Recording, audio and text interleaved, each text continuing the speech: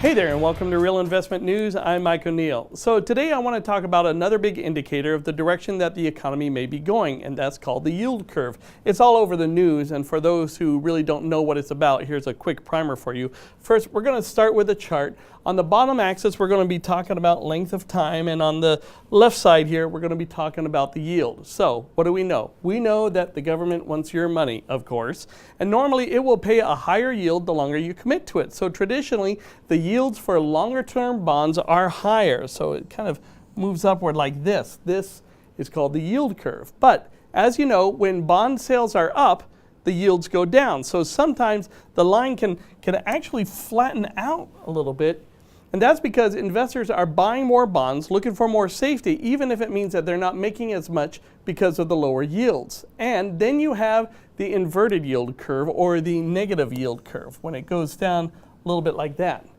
Now this means that the rates for the short-term bonds are higher than the long-term. Now why would this happen? Well, it can often be the sign of a coming recession. Investors start looking for long-term security, so they buy more bonds, and that brings down the yield. It's happened before every one of the past 5 recessions. So where are we now? Well, let's take a look. Now, these are the maturity rates for 5, 10, and 30 years. And you can see the big split that they had back in 2011. But look what is happening now. They're actually closing in on each other, flattening out. Now, is this going to invert? Is it going to be so that the 5 pays more of a better yield than the 30? Well, we don't know. But if it does happen, there's no reason to panic.